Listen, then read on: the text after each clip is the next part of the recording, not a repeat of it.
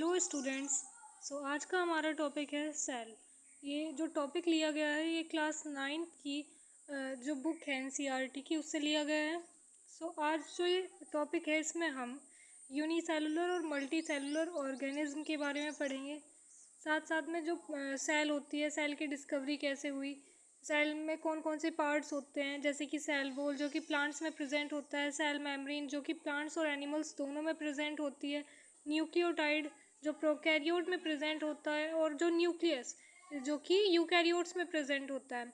Cytoplasm में कौन कौन से ऑर्गेनल होते हैं, जैसे कि endoplasmic reticulum, Golgi apparatus, lysosome, mitochondria, vacuole, plastid plastid plants में होता है और सेंट्रियोल होता है एनिमल्स में। इन सब के बारे में हम इस चैप्टर में स्टडी करेंगे। बिना देर किए स्टार्ट करते हैं वीडियो को। सबसे पहले जानते हैं प्लांट सेल और एनिमल सेल के बारे में। यहाँ पे कुछ डिफरेंसेस दिए गए हैं प्लांट सेल और एनिमल सेल के। जैसे कि जो प्लांट सेल होता है उसमें क्लोरोप्लास्ट प्रेजेंट होता है जो कलर के लिए रिस्पॉन्सिबल होता है। जो प्लांट सेल है उसमें वैक्यूल प्रेजेंट होता है। प्लांट सेल में वैक्यूल प्रेजेंट होता है। जो प्लांट सेल होती है, plant cell can absorb liquid. और जो प्लांट सेल है उसमें फोटोसिंथेसिस हो सकता है, फूड का फॉर्मेशन हो सकता है, फूड का प्रोडक्शन हो सकता है। और इसमें सेल वॉल प्रेजेंट होती है जो कि सेलुलोज की बनी हुई होती है। बात करते हैं एनिमल सेल की, तो एनिमल सेल में कोई भी सेल वॉल प्रेजेंट नहीं होती, बहुत इंपॉर्टेंट पॉइंट है। और इसमें वैक्यूल भी प्रेजेंट नहीं होता, और अगर होता भी है तो बहुत ही कम, मीन्स छोटा सा होता है, छोटा सा वैक्यूल प्रेजेंट होता है। और ये ज़्यादा लिक्विड भी एब्जॉर्ब नहीं कर सकती क्योंकि इसमें because it has no cellulose, इसमें सेलुलोज प्रेजेंट नहीं होता, इसलिए ज़्यादा लिक्विड को एब्जॉर्ब नहीं कर सकती। और इसमें कई सारी शेप्स आती है, एनिमल सेल की कई सारी शेप्स देखने को हमें मिलती है। और इसमें लाइजोजाइम प्रेजेंट होता है, लाइजोजाइम को सुसाइडल बैग भी बोला जाता है सेल का। जो प्लांट सेल और एनिमल सेल है दोनों में एक सिमिलैरिटी है, वो सिमिलैरिटी ये है कि जो इसमें न्यूक्लियस होता है वो यूकैरियोटिक साइज का होता है। देखिए दो तरीके की सेल्स होती हैं या फिर दो टर्म्स होती है, जैसे कि प्रोकैरियोट और यूकैरियोट। प्रोकैरियोट होता है, प्रो मीन्स प्रिमिटिव, मीन्स जिसमें प्रो मीन्स प्रिमिटिव और कैरियोन मीन्स न्यूक्लियस, जिसमें प्रिमिटिव टाइप का न्यूक्लियस प्रेजेंट हो, यानी कि जिसमें जो न्यूक्लियस है वो अच्छी तरीके से डेवलप नहीं है। Cells which does not possess well defined nucleus are known as prokaryotic cell. अब इसी का बिल्कुल उल्टा होता है यूकैरियोटिक सेल। यूकैरियोटिक सेल वो सेल होती है जिसमें जो न्यूक्लियस है वो कम्प्लीटली डेवलप्ड है, अच्छे तरीके से डेवलप है, उसमें न्यूक्लियर मेम्ब्रेन है, न्यूक्लियोलस प्रेजेंट है। और प्लांट सेल और एनिमल सेल दोनों में क्या सिमिलरिटी है, जो न्यूक्लियस है वो यूकैरियोटिक टाइप का है, यूकैरियोटिक साइज का है। इट मीन्स कि जो न्यूक्लियस है वो अच्छे तरीके से डेवलप है। आई होप यहाँ तक आपको समझ आया होगा।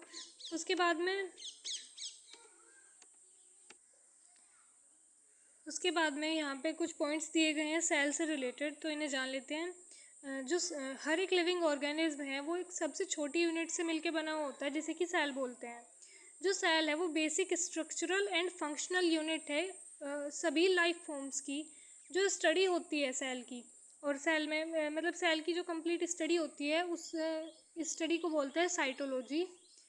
और जो साइटो वर्ड है वो अगर कहीं पे भी आ रहा है ना, तो इसका मतलब सेल से रिलेटेड कुछ चीज़ें पढ़ रहे हैं हम। जो सेल है वो सबसे पहले रॉबर्ट हुक ने डिस्कवर करी थी, जो डेड सेल डिस्कवर करी थी। बहुत इंपॉर्टेंट बात है कि किसने लिविंग सेल डिस्कवर करी और किसने डेड सेल डिस्कवर करी। फर्स्ट डेड सेल जो कि कॉर्क में करी गई थी वो तो की थी रॉबर्ट हुक ने, और किस ईयर में, 1665 में। और जो लिविंग सेल डिस्कवर करी वो करी एंटनी वॉन ल्यूवेनहॉक ने। सबसे पहली बार फर्स्ट लिविंग सेल डिस्कवर करी गई थी एंटनी वॉन ल्यूवेनहॉक के द्वारा। जो सेल्स होती हैं वो अलग अलग कंसिस्टेंसी की हो सकती है। It's consistency differs under different condition, अलग अलग कंडीशन में इनकी कंसिस्टेंसी अलग अलग हो सकती है। अभी इस चैप्टर में आगे आप पढ़ेंगे इस बारे में। अब बात करते हैं प्रोटोप्लाज्म की। प्रोटोप्लाज्म क्या होता है? Protoplasm is an aggregate of various chemicals such as water, iron, salt and other organic molecule like protein, carbohydrate, fat, nucleic acid and vitamin. Protoplasm के अंदर क्या क्या आ जाता है? वाटर, आयंस, सॉल्ट, और बाकी जो ऑर्गेनिक मटेरियल मॉलिक्यूल्स है जैसे कि protein, carbohydrate, fat, nucleic acid और विटामिन। उसके बाद में है सेल थ्योरी। सेल थ्योरी जो है वो दो बायोलॉजिस्ट हुए हैं, शेल्डियन और श्वान। इन दोनों ने सेल थ्योरी दी थी और उन्होंने क्या बोला था, स्टेटमेंट इनकी बहुत इंपॉर्टेंट है। फर्स्ट स्टेटमेंट इन्होंने दिया था कि हर एक प्लांट और एनिमल जो है वो सेल से मिलकर बना है। दूसरी बात इन्होंने बोली कि जो सेल है वो बेसिक यूनिट है लाइफ की। और तीसरी बात इन्होंने बोली कि जो सभी के सभी सेल है वो प्री एग्जिस्टिंग सेल्स से बनी है। मीन्स पहले से जो सेल प्रेजेंट है उन्हीं से नई सेल्स बनती है। ठीक है। उसके बाद में है जो वायरस है, ये भी काफ़ी इंपॉर्टेंट पॉइंट है कि कौन एक्सेप्शन है सेल थ्योरी का। तो वायरस जो है एक्सेप्शनल केसेस में आता है सेल थ्योरी के। मीन्स वो जो है इनके स्टेटमेंट्स को इस अच्छे तरीके से फॉलो नहीं करता। उसके बाद में है types of cell and organism. So जो ऑर्गेनिज्म होते हैं या फिर सेल होती है वो दो तरीके की होती है। फर्स्ट तो यूनिसेलुलर और सेकंड मल्टी सेलुलर। यहाँ पे आप देख सकते हैं डायग्राम दिए हुए हैं यूनिसेलुलर और मल्टी सेलुलर के। तो यूनिसेलुलर में तो जैसे कि प्रोकैरियोटिक सेल्स हो गई या फिर जो बैक्टीरिया है, ब्लू ग्रीन बैक्टीरिया है, ये सब आता है यूनिसेलुलर। पैरामीशियम, अमीबा, ये सब आता है यूनिसेलुलर ऑर्गेनिज्म में, जो कि क्या है, सिंगल सेल ऑर्गेनिज्म है। अब मल्टी सेलुलर में ऑर्गेनिज्म तो आप अपने आसपास देखते भी, और ह्यूमन भी खुद भी मल्टी सेलुलर ऑर्गेनिज्म है। तो जैसे कि देखिए मल्टी सेलुलर ऑर्गेनिज्म में आता है ऑस्ट्रिच, पाइन ट्री, ये सब किस में आते हैं, मल्टी सेलुलर ऑर्गेनिज्म में। यहाँ तक आपको क्लियर होगा। अब डिफरेंस दिया गया है यूनिसेलुलर और मल्टी सेलुलर ऑर्गेनिज्म के बेसिस, यूनिसेलुलर और मल्टी सेलुलर ऑर्गेनिज्म का। सो फर्स्ट पॉइंट है सेल नंबर। सेल नंबर जो यूनिसेलुलर ऑर्गेनिज्म होता है, यूनिसेलुलर में तो सिंगल सेल होती है और मल्टी सेलुलर में कई सारी सेल होती है। फंक्शन क्या होता है यूनिसेलुलर ऑर्गेनिज्म का, जो जितने भी फंक्शंस होते हैं ना यूनिसेलुलर ऑर्गेनिज्म में, वो एक सेल, सिर्फ एक अकेली सेल वो सारे के सारे फंक्शंस परफॉर्म करती है। और मल्टी सेलुलर में तो अलग अलग सेल्स होती हैं, अलग अलग फंक्शन परफॉर्म करती हैं। उसके बाद में बात करते हैं division of labour. Division of labour it means कि एक पर्टिकुलर सेल एक अलग काम कर रही है। जैसे कि ह्यूमन में क्या है, ह्यूमन में जो न्यूरॉन है, न्यूरॉन का क्या करती है, नर्व इम्पल्स को एक तरीके से ट्रांसफ़र करने का काम करती है। नेफ्रॉन किडनी में होती है तो उसकी अलग फंक्शन है।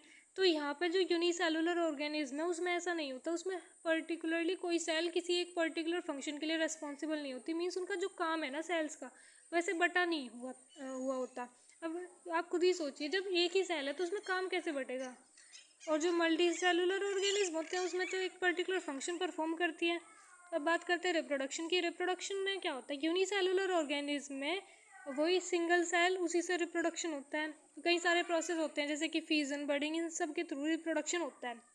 मल्टी सेलुलर ऑर्गेनिज्म में स्पेशलाइज्ड सेल होती है जिन्हें कि जर्म सेल बोलते हैं, जो कि रिप्रोडक्शन में पार्टिसिपेट करती है। लाइफ स्पेन जो होता है यूनिसेलुलर ऑर्गेनिज्म का वो बहुत छोटा होता है और मल्टी सेलुलर ऑर्गेनिज्म का वो लंबा होता है। उसके बाद में बात करते हैं on the basis of types of organisation cells are divided into two types, prokaryotic cell and eukaryotic cell. तो अब इनका डिफरेंस देख लेते हैं। डिफरेंस से क्या होता है, जब डिफरेंस पढ़ते हैं ना तो चीज़ें ज़्यादा याद रहती है, मुझे ऐसा लगता है।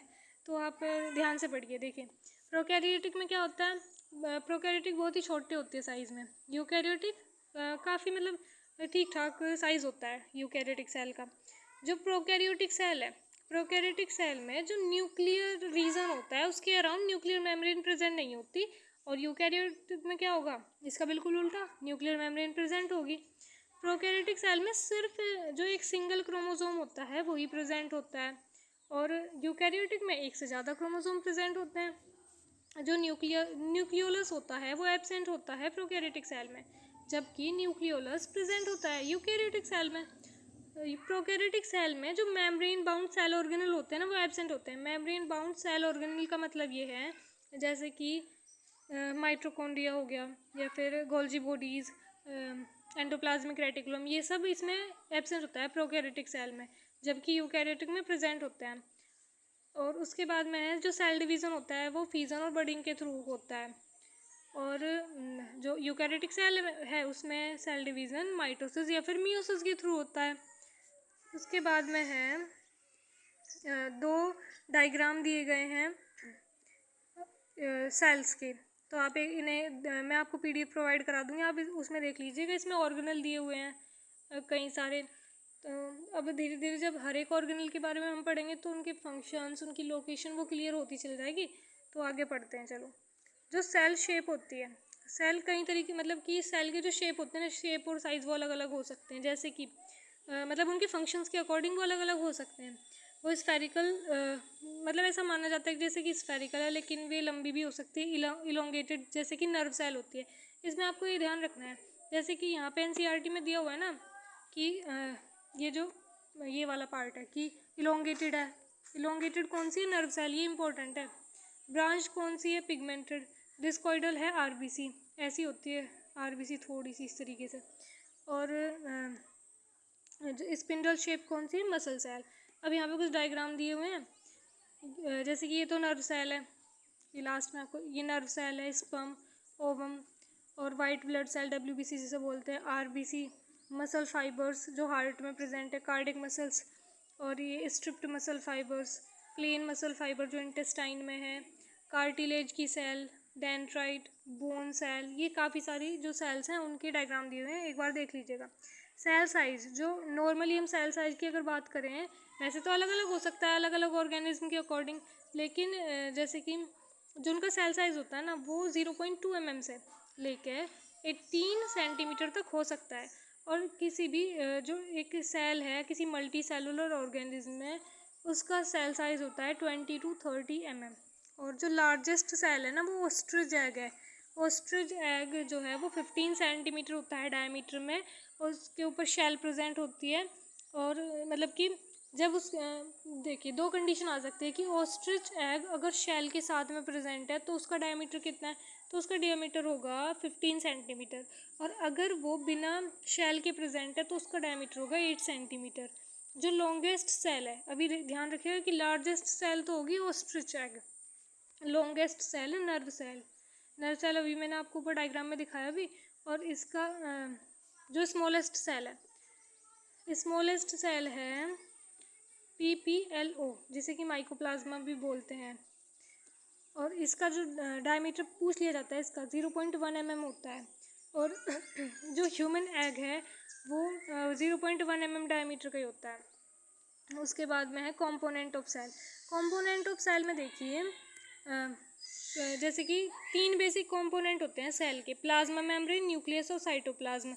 और वैसे तो सेल के अंदर साइटोप्लाज्म में काफ़ी कुछ होता है ना, साइटोप्लाज्म में कई सारे ऑर्गेनल होते हैं, लेकिन मेन कौन कौन से होते हैं? प्लाज्मा मेम्ब्रेन जो आउटर कवरिंग है, न्यूक्लियस जो कंट्रोल सेंटर है एक तरीके से सेल का, और साइटोप्लाज्म जो भी जिसमें सारे ऑर्गेनल प्रेजेंट होते हैं। अब यहाँ पे देखिए, यहाँ पे सेल का जो प्लाज्मा मेम्ब्रेन है उसका डायग्राम दिया हुआ है। आप इसे एक बार नोट्स में देख लीजिएगा, और इसमें मैं आपको थोड़ी बहुत चीज़ें बता देती हूँ जो कि इम्पोर्टेंट हैं। जैसे कि जो ये फॉस्फोलिपिड बाइलेयर की बनी हुई होती है, और इसमें चैनल प्रोटीन्स होते हैं, ट्रांसपोर्ट प्रोटीन होते हैं, जैसे कि सेल से बाहर और अंदर ट्रांसफ़र हो सके चीज़ें। सेल मेम्ब्रेन होती है, यहाँ पे सेल मेम्ब्रेन प्रेजेंट होती है प्लाज्मा मेम्ब्रेन में। एक होती है पॉलीसेकेराइड चेन प्रेजेंट होती है। और इसमें हाइड्रोफोबिक टेल्स कैसी होती है? हाइड्रोफोबिक, जो मतलब कि वाटर से दूर जाए। और हाइड्रोफिलिक हेड प्रेजेंट होते हैं जो कि वाटर के पास जाए। और एक होता है रिकॉग्निशन प्रोटीन, और इसमें कोलेस्ट्रॉल यहाँ पे प्रेजेंट होता है। तो आप इसे एक बार नोट्स में देख लीजिएगा। अब देखिए, सेल मेम्ब्रेन के बारे में पढ़ते हैं। सेल मेम्ब्रेन को प्लाज्मा मेम्ब्रेन भी बोला जाता है, फिर प्लाज्मा लेमा भी बोला जाता है। तो इन सब चीज़ों में आपको कंफ्यूज नहीं होना है। क्या क्या बोल सकते हैं? प्लाज्मा मेम्ब्रेन बोल सकते हैं, फिर प्लाज्मा लेमा बोल सकते हैं। ये क्या है? एक बाउंड्री होती है हर एक सेल के सराउंडिंग में, जो कि सेल को it is a limiting boundary of each cell which separate the cytoplasm from its surrounding. मतलब कि जो सेल का साइटोप्लाज्म है, ये एक ऐसी बाउंड्री है जो सेल के साइटोप्लाज्म को सराउंडिंग से सेपरेट करने का काम करती है। और ये एक मतलब कि आपको याद रखने में भी आसानी होगी कि ये क्या है, ये प्लांट और एनिमल दोनों सेल्स में प्रेजेंट होती है। और ये आउटर मोस्ट कवरिंग होती है किसी भी सेल की, एनिमल के केस में। और प्लांट के केस में क्या होता है? प्लांट के केस में सेल वॉल के अंदर प्रेजेंट होती है। सेल वॉल से जस्ट बाद में क्या होगी? सेल मेम्ब्रेन प्रेजेंट होगी, फिर प्लाज्मा मेम्ब्रेन प्रेजेंट होगी, फिर प्लाज्मा लेमा प्रेजेंट होगी। और ये ना प्रोटीन्स की बनी होती है, प्रोटीन्स और लिपिड्स की। और जो प्रोटीन्स हैं वो किस फॉर्म में होते हैं? प्रोटीन्स होते हैं इस फॉर्म में, इस तरीके से। अभी आपको बताया था कि फॉस्फोलिपिड बाइलेयर की प्रेजेंट बनी होती है। अब इसमें प्रोटीन इस तरीके से लगे होते हैं, जैसे कि सैंडविच नहीं होती कि ऐसी डबल डबल, जैसे डबल ब्रेड रख देते हैं तो सैंडविच बन जाती है, तो इसी तरीके से इसमें प्रोटीन्स सैंडविच की फॉर्म में अटैच होते हैं और जिससे क्या बनती है? लिपिड की बाइलेयर बनती है। लिपिड की बाइलेयर के बीच में प्रोटीन इस तरीके से होते हैं जैसे सैंडविच की फॉर्म में। उसके बाद में है प्लाज्मा मेम्ब्रेन, जो है वो सेलेक्टिवली परमिएबल होती है नेचर में। मींस ऐसा नहीं कि कुछ भी बाहर से अंदर आ जाएगा सेल में, ये ना मतलब बहुत देख देख के चीज़ें बाहर से अंदर पहुंचाती है, फिर अंदर से बाहर। और जैसे कि यहाँ पे देख रखा है, दिया हुआ रखा है, देखो, इट अलो और permit the entry and exist of some material in and out of the cell, some material, not all material. उसके बाद में बात करते हैं, दो बायोलॉजिस्ट हुए जिनका नाम है सिंगर और निकोलसन। सिंगर और निकोलसन ने फ्लूइड मोज़ेक मॉडल दिया था प्लाज्मा मेम्ब्रेन का। ये जो आपने अभी स्ट्रक्चर देखी ना प्लाज्मा मेम्ब्रेन की, तो यही नहीं कि मॉडल के अकॉर्डिंग है कि इन्होंने चैनल प्रोटीन्स के बारे में बताया, ट्रांसफ़र प्रोटीन्स के बारे में बताया, तो कई सारी ट्रांसपोर्ट प्रोटीन के बारे में बताया, तो कई सारी चीज़ें बताई इन्होंने। और इन्होंने ही वो मॉडल दिया लिपिड फॉस्फोलिपिड बाइलेयर वाला। कौन सा मॉडल था? Fluid mosaic model of plasma membrane. इनके अकॉर्डिंग क्या था कि it consist of a protein layer sandwich between two layer of lipid, lipid की दो लेयर के बीच में प्रोटीन भरे होते हैं और सैंडविच की फॉर्म में लगता है ऐसा। और इन्होंने एक और चीज़ बोली थी कि ये क्या होता है, क्वासी फ्लूइड स्टेट में होता है और इसकी थिकनेस कितनी होती है? 75 एंगस्ट्रॉम थिकनेस होती है। ये जो प्लाज्मा मेम्ब्रेन होता है फ्लेक्सिबल होती है और इसे मोड़ा भी जा सकता है, तोड़ा भी जा सकता है और बाद में मतलब दोबारा से जोड़ा भी जा सकता है। अब उसके बाद में बात करते हैं फंक्शंस क्या क्या होते हैं। एक तो सेल के अंदर और बाहर क्या क्या चीज़ें ट्रांसपोर्ट हो रही है, इस चीज़ का ध्यान रखती है सेल मेम्ब्रेन। और दूसरी ये क्या करती है, it help in maintaining the distinct composition of the cell, मतलब कि सेल को एक तरीके से बाहर के इन्वायरमेंट से सेपरेट करने का काम करती है साइटोप्लाज्म को। तो एक अलग कंपोजिशन को मेंटेन रखने में, सेल की एक अलग कंपोजिशन को मेंटेन रखने में इसका बहुत इंपॉर्टेंट रोल है। और अब बात करते हैं कि जो कोई भी मॉलिक्यूल है उसका ट्रांसपोर्टेशन कैसे होता है प्लाज्मा मेम्ब्रेन के थ्रू। तो दो प्रोसेस होते हैं, देखो, डिफ्यूज़न और ऑस्मोसिस। डिफ्यूज़न में क्या होता है, solvent and solute particle move to equalise concentration, no semi permeable membrane involve. तो डिफ्यूज़न में देखो क्या होता है, डिफ्यूज़न में कोई जो सॉल्वेंट, देखो सॉल्वेंट, चलो अच्छे से समझो इसे। जो सॉल्वेंट होता है वो तो ये हो गया कि जैसे कि आप क्या कर रहे हैं, एग्जाम्पल के तौर पे समझो कि आप को जो चीनी है, चीनी को, या फिर चलो चीनी नमक ले रहे, नमक को आपको पानी में घोलना है। तो पानी आपने ज़्यादा अमाउंट में लिया और जिसमें घोलना होता है वो सॉल्वेंट होता है। नमक कम अमाउंट में है और आपको वो घोलना है, मतलब कि मिक्स करना है या फिर स्टर वगैरह करके हाँ मिलाना है। तो नमक तो आपने कम क्वांटिटी में लिया, वो तो हो गया सोल्यूट, जो ज़्यादा में लिया वो सॉल्वेंट हो गया। तो अब क्या हुआ, जैसे कि एक तो डिफ्यूज़न में किसी भी सेमी परमेबल मेम्ब्रेन की रिक्वायरमेंट नहीं होती, और जो सॉल्यूट और सॉल्वेंट पार्टिकल है ना वो तब तक मतलब कि तब तक मूव करते हैं जब तक कि दोनों की कंसंट्रेशन सेम ना हो जाए। इसका मतलब यह है कि अगर आपने क्या करा, एक कंटेनर लिया और उसे बीच में से ना पार्टीशन कर दिया उसका इस तरीके से कि एक साइड सॉल्वेंट भर दिया और एक साइड सोल्यूट भर दिया, तो तब तक वो आपस में मिलते रहेंगे जब तक कि पूरे कंटेनर का जो पूरे कंटेनर में जो मटेरियल है ना वो एक जैसा ना हो जाए बिल्कुल। मतलब कि जो सोल्यूट और सॉल्वेंट है जब तक पूरी तरीके से नहीं मिल जाती, उनकी कंसंट्रेशन सेम नहीं हो जाती, तब तक वो क्या करते रहते हैं, उनमें मतलब कि उनमें मिक्सिंग होती रहती है। ये तो हो गया डिफ्यूज़न। ऑस्मोसिस क्या होता है कि सिर्फ सॉल्वेंट पार्टिकल मूव करते हैं। बहुत इंपॉर्टेंट पॉइंट है, ध्यान रखिएगा कि सिर्फ सॉल्वेंट पार्टिकल इसमें मूव करते हैं, जो सॉल्यूट पार्टिकल होते हैं वो मूव ही नहीं करते। और जो मूवमेंट होता है वो सेमी परमिएबल मेम्ब्रेन के थ्रू होता है, मीन्स सब कुछ मूव नहीं करता, एक सेलेक्टिव चीज़ें मूव करती हैं। अब इन दोनों में एक बोल सकते हैं एक सिमिलैरिटी है, वो ये है कि both diffusion and osmosis equalise the concentration of two solution. दोनों ही क्या करते हैं, जो दो सॉल्यूशन है ना उन दोनों की कंसंट्रेशन को मिला के रखते हैं, मीन्स एक जैसी हो कंसंट्रेशन।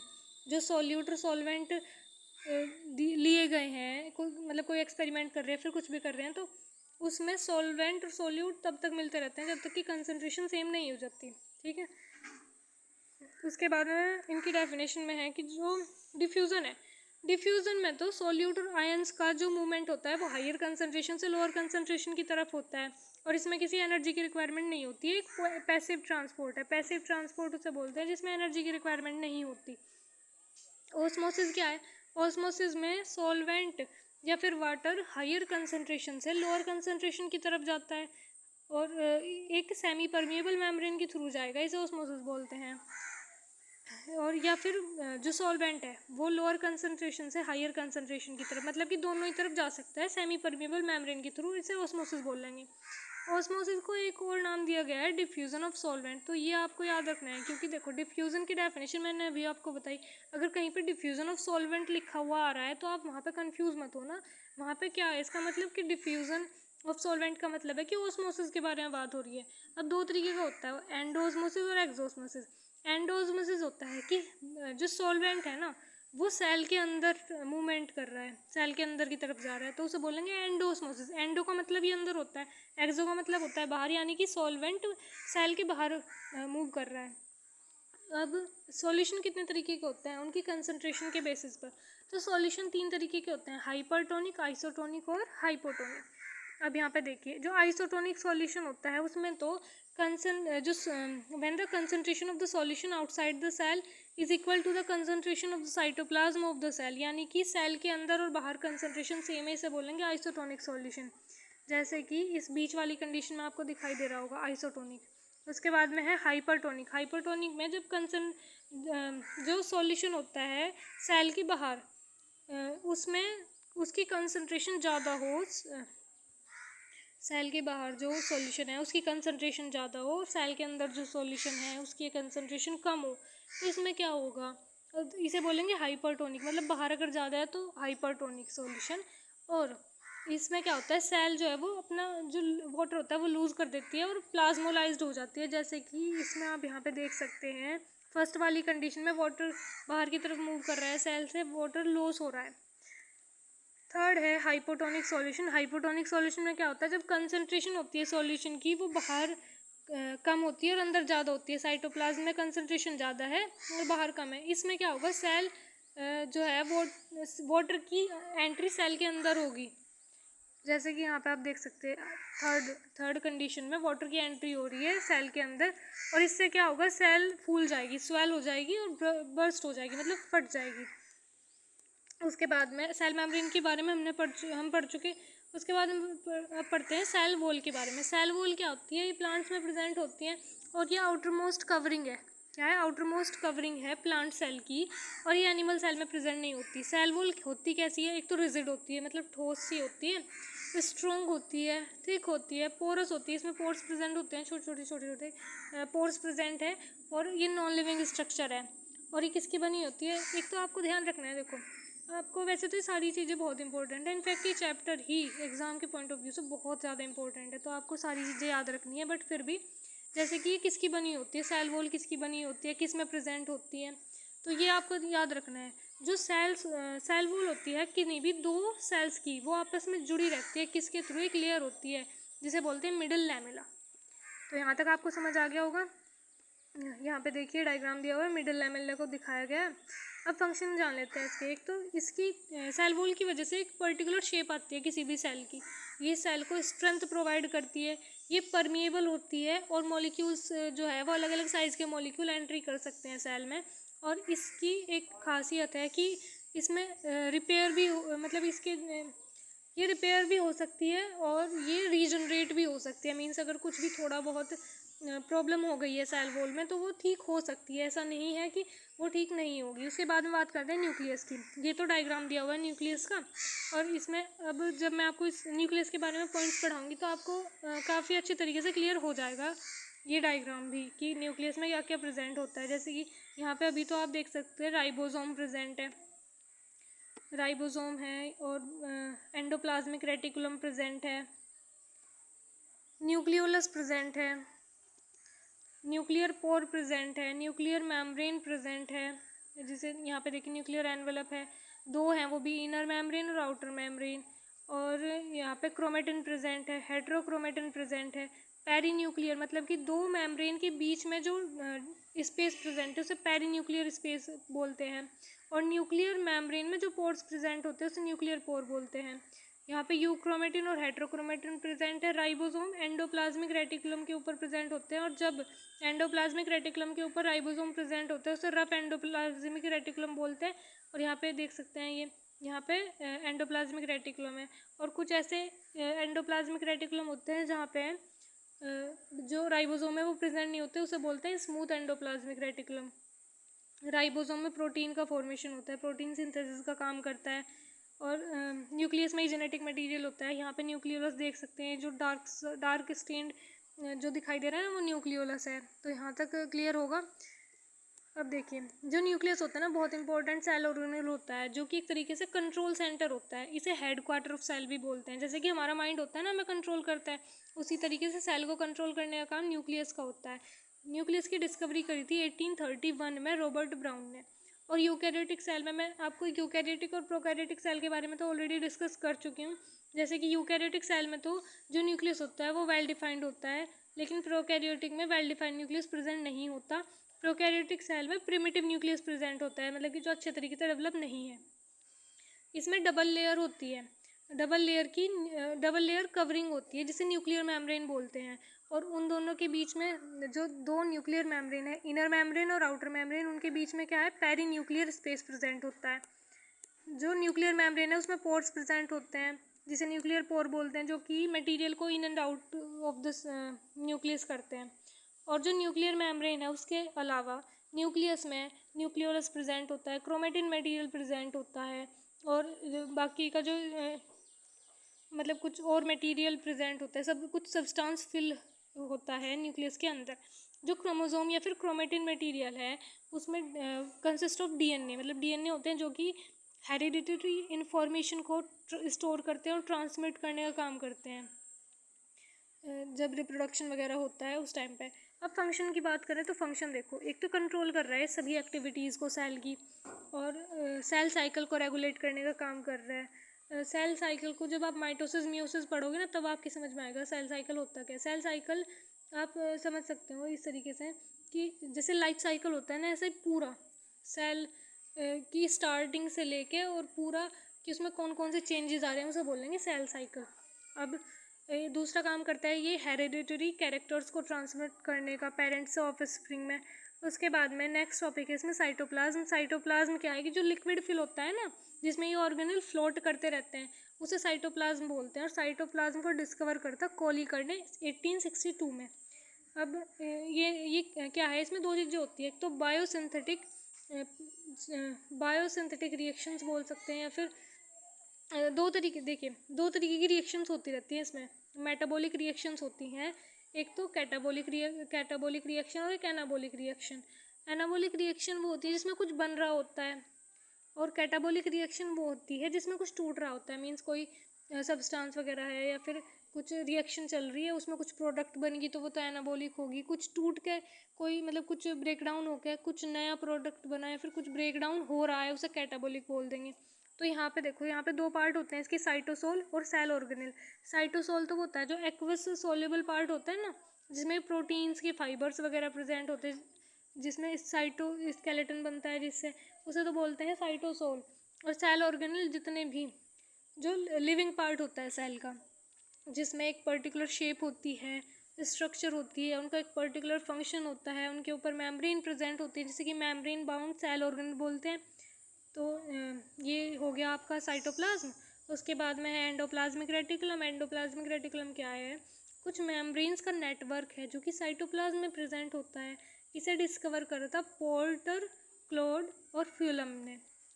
और ये जो होता है ये सभी सेल्स में प्रेजेंट होता है वैसे तो, लेकिन प्रोकैरियोटिक सेल में प्रेजेंट नहीं होता। और दूसरा ये नहीं होता प्रेजेंट मैमेलियन इराइथ्रोसाइट। अब आप सोच रहे होंगे कि मैमेलियन इराइथ्रोसाइट क्या होता है, ये बोलते हैं आरबीसी को। जो ह्यूमंस मैमल्स आपने सुना ही होगा, मैमल्स किसे बोलते हैं और पढ़ा भी होगा इसके बारे में। तो मैमल्स में जो आरबीसी प्रेजेंट होती है उनमें ईआर एंडोप्लाज्मिक रेटिकुलम प्रेजेंट नहीं होता। उसके बाद में देखो यहाँ पे डायग्राम दिया हुआ है एंडोप्लाज्मिक रेटिकुलम का। दो तरीके के होते हैं, स्मूथ ईआर और रफ ईआर। स्मूथ ईआर में तो ये ट्यूब्यूल्स का बना हुआ होता है, रफ ईआर बना हुआ होता है वेसिकल्स का, सिस्टर्नी का। स्मूथ एंडोप्लाज्मिक रेटिकुलम हेल्प करता है स्टेरॉइड के फॉर्मेशन में या सिंथेसिस में, लिपिड के सिंथेसिस में और पॉलीसैकेराइड के सिंथेसिस में। रफ एंडोप्लाज्मिक रेटिकुलम हेल्प करता है प्रोटीन के सिंथेसिस में, क्योंकि रफ एंडोप्लाज्मिक रेटिकुलम के ऊपर राइबोसोम प्रेजेंट होते हैं जो कि प्रोटीन का सिंथेसिस करते हैं, और स्मूथ एंडोप्लाज्मिक रेटिकुलम में राइबोसोम एब्सेंट होते हैं, और ये मेम्ब्रेन बायोजेनेसिस में हेल्प करता है। और ये रफ एंडोप्लाज्मिक रेटिकुलम पे क्या होता है, राइबोसोम प्रेजेंट होते हैं। फंक्शन के बारे में देख लेते हैं इसके। तो देखिए, ये सिर्फ एक ऐसा ऑर्गेनल है जो कि सेल में मूव कर सकता है। It is the only organelle which can move within a cell, so it serves as a channel for the transport of material between various regions of cytoplasm and between cytoplasm and nucleus। means एक तरीके से ये ही mainly transport का काम करता है cell के अंदर, वाहन का काम बोल सकते हैं कि ट्रांसपोर्टेशन का काम इसी का है। ये एक ऐसा ऑर्गेनल है जो कि मूव कर सकता है। अब आप सोचिए कि अगर आपके एग्ज़ाम में क्वेश्चन पूछ लिया जाए कि which of the following is the organelle which can move in the cytoplasm for transportation purpose, तो आप वहाँ पे कंफ्यूज नहीं होना है आपको। क्या सिंपली अब आपने पढ़ लिया तो आप टिक कर दोगे वहाँ पे।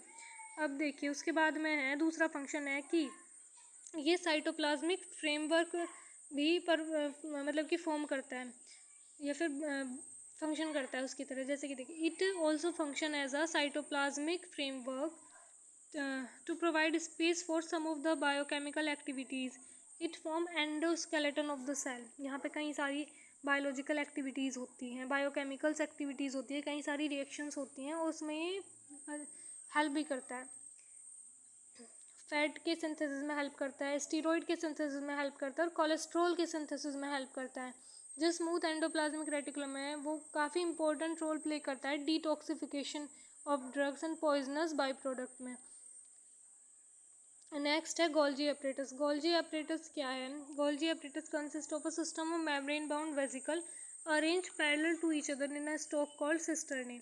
इसमें क्या होता है, कुछ membrane bound vesicles parallelly arrange होती है जिन्हें बोलते हैं सिस्टर्नी, और इसमें कुछ लार्ज और स्फेरिकल वैक्यूल्स भी प्रेजेंट होते हैं।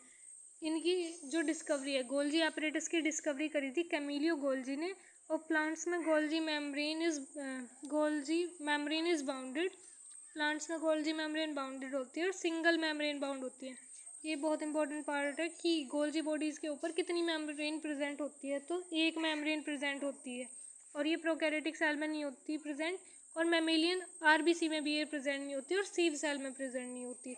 ये जो एक्सेप्शनल केसेस हैं ना, ये आपको याद रखने हैं, क्योंकि इनमें से सबसे ज़्यादा क्वेश्चन पूछे जाते हैं। कि आपको ध्यान रखना है। देखिए, जो गोल्जी बॉडी है ये किसने डिस्कवर करी है, तो फैक्ट बेस्ड क्वेश्चन हो गया, पूछा जा सकता है। और इसका फंक्शन क्या है वो आप बहुत हद तक याद रख लोगे, क्योंकि जब हम चीज़ें समझते हैं तो याद रह जाती है। लेकिन ये जो है ना कि एक्सेप्शनल केस की मतलब ये गोल्जी बॉडी किस में प्रेजेंट नहीं है, किस सेल में प्रेजेंट नहीं है, इनमें थोड़ा सा कन्फ्यूज़न हो जाता है। तो आपको ये बार बार आप लिख के देख सकते हैं और याद रख सकते हैं। अब यहाँ पे इसका डायग्राम आप देख लीजिएगा, मैं आपको नोट्स प्रोवाइड कर दूँगी टेलीग्राम चैनल पे। अब फंक्शन क्या क्या है? फंक्शन देखो, एक तो लिपिड का फॉर्मेशन करता है, और दूसरा करता है मिडिल लैमेला का फॉर्मेशन में हेल्प, और सीक्रेटरी होता है नेचर में। मेलानिन का सिंथेसिस करता है। लिपिड और प्रोटीन्स जो बनते हैं एंडोप्लाज्मिक रेटिकुलम में, वो गोल्जी कॉम्प्लेक्स में पैक्ड होते हैं, और they provide the site for assembly of new membrane material. उसके बाद में है माइटोकॉन्ड्रिया। माइटोकॉन्ड्रिया को पावर हाउस ऑफ सेल भी बोलते हैं। ये डायग्राम है माइटोकॉन्ड्रिया का। अब देखिए इसमें क्या है, ये एक तो रोड शेप्ड होता है और साइटोप्लाज्म में मिलता है सभी यूकैरियोटिक सेल के, किसे छोड़ के, मैमेलियन आरबीसी को छोड़ के। आप ये बात तो अब तक समझ गए होंगे, जो आरबीसी है ना उसमें कई सारी चीज़ें प्रेजेंट नहीं है, ये प्रोकैरियोटिक सेल में भी प्रेजेंट नहीं होता। और सबसे पहले ही देखा गया था इंसेक्ट सेल में, किसके द्वारा? कोलिकर के द्वारा। जो माइटोकॉन्ड्रिया होता है वो ज़्यादातर किन सेल्स में मिलता है, वो उन सेल्स में मिलता है जिनमें कई सारी रिएक्शंस होती हैं जो मेटाबॉलिकली बहुत ज़्यादा एक्टिव होती हैं। इसे पावर हाउस ऑफ सेल भी बोलते हैं। और दूसरा इसका नाम है स्टोरेज बैटरी। और ये इसमें अभी आपने पढ़ा था, इससे पहले जो ऑर्गेनेल था वो सिंगल मेम्ब्रेन बाउंड था, एक ही मेम्ब्रेन थी ना उसके ऊपर। अब इसमें आपको याद रखना है कि इसके ऊपर 2 मेम्ब्रेन होती है, डबल मेम्ब्रेन स्ट्रक्चर है। जो आउटर मेम्ब्रेन है वो तो उसमें स्पेसिफिक प्रोटीन होते हैं, और जो इनर मेम्ब्रेन है उससे उसकी हेल्प से चैम्बर्स बनते हैं, और चैम्बर्स को क्रिस्टे बोलते हैं, क्रिस्टे। ठीक है।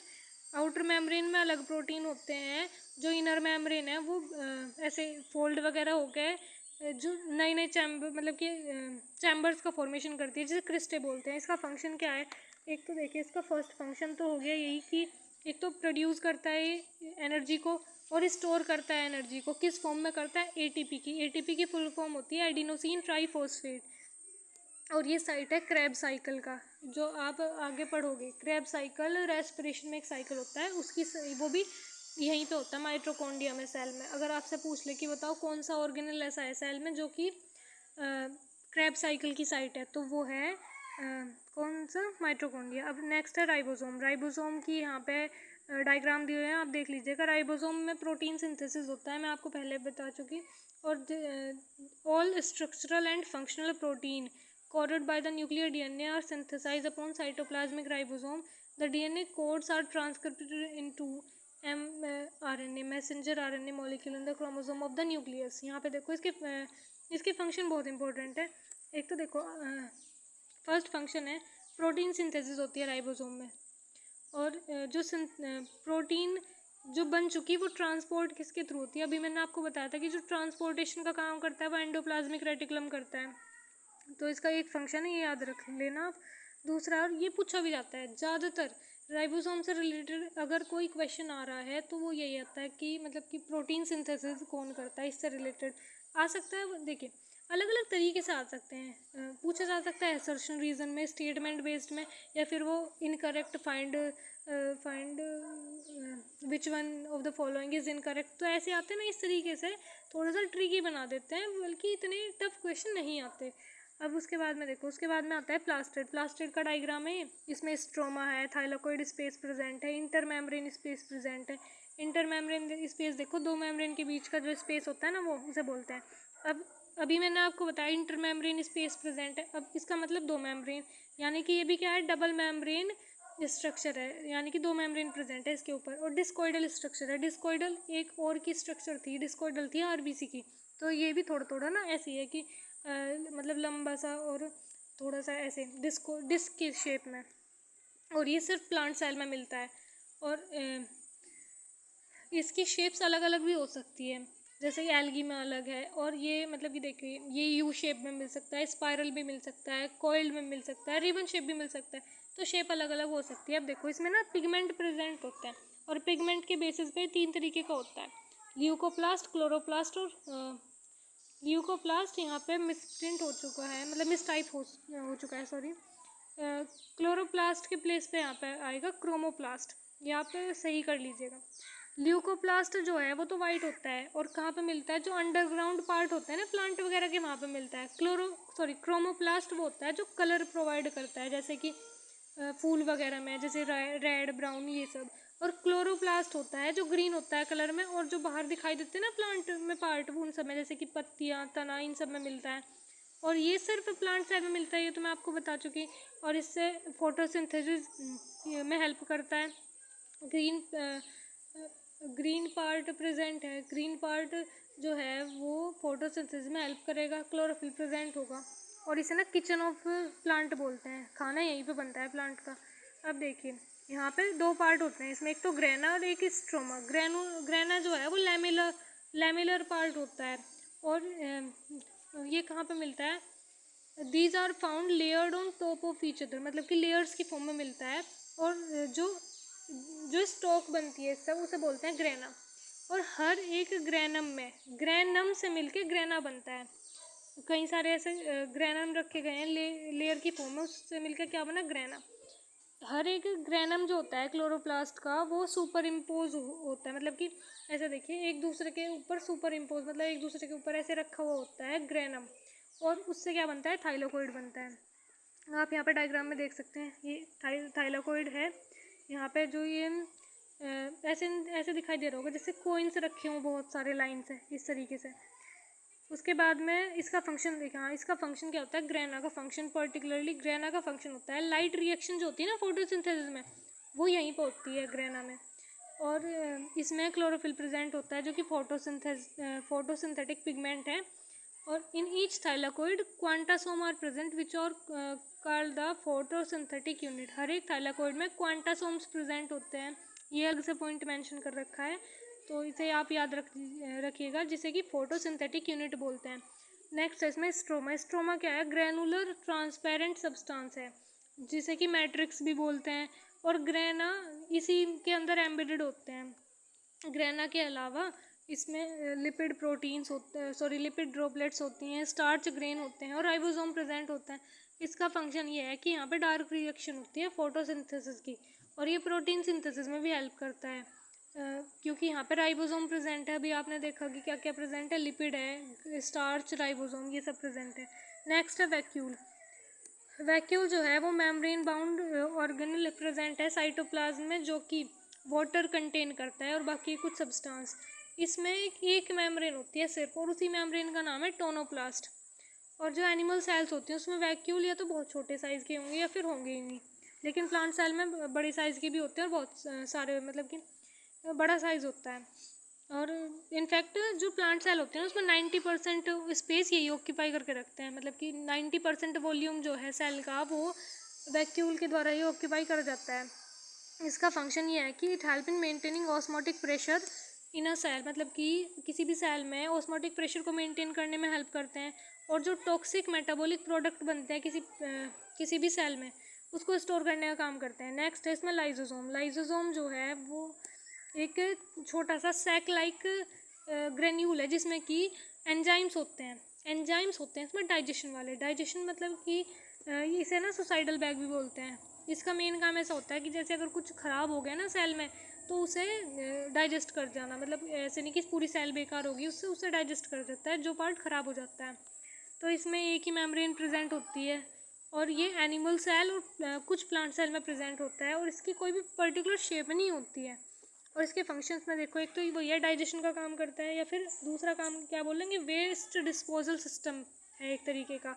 और ये हेल्प करता है डाइजेस्टिंग फॉरेन मटेरियल्स और सेल्स को, जो मतलब कि बाहर से जो फॉरेन मटेरियल सेल के अंदर एंटर कर रहा है उसमें ये उसे डाइजेस्ट करने में हेल्प करता है। सुसाइडल बैग क्या है, during disturbance in cellular metabolism in case of cell damage, अगर कोई भी सेल डैमेज वगैरह हो जाती है तो लाइजोम बर्स्ट कर जाता है और एंजाइम्स बाहर निकल जाते हैं इससे, और वो एंजाइम साइटोप्लाज्म में जाते हैं, वो खुद की सेल को डाइजेस्ट कर जाते हैं, इसीलिए इसे सुसाइडल बैग बोलते हैं।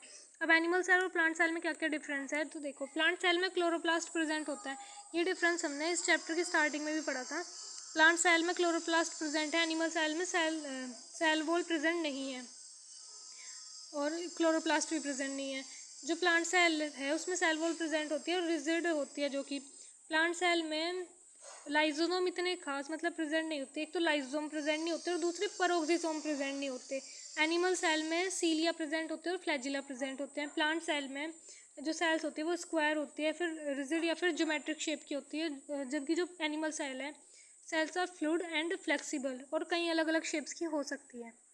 इसके बाद में दो और इनके डिफरेंस है। प्लांट सेल जो है उसमें लिमिटेड मूवमेंट होता है, और जो एनिमल सेल है सेल मूव कर सकती है, सेल कैन मूव अराउंड। जो प्लांट सेल है उसमें एक लार्ज सेंट्रल वैक्यूल होता है, और जो एनिमल सेल है उसमें छोटे छोटे मतलब कि छोटे छोटे वैक्यूल्स हो सकते हैं। इसके बाद में कुछ MCQ हैं इसके, जो कि मैं आपको प्रोवाइड कर दूँगी PDF इसकी। आपको क्या करना है, MCQ देखने हैं आप, मतलब कि इसी में इसकी आंसर की भी मैं अटैच कर रखी है, आप ये प्रैक्टिस करके देखिएगा, ये नोट्स बना लीजिएगा। And that's all for today, thank you, have a nice day. पढ़ते रहिए।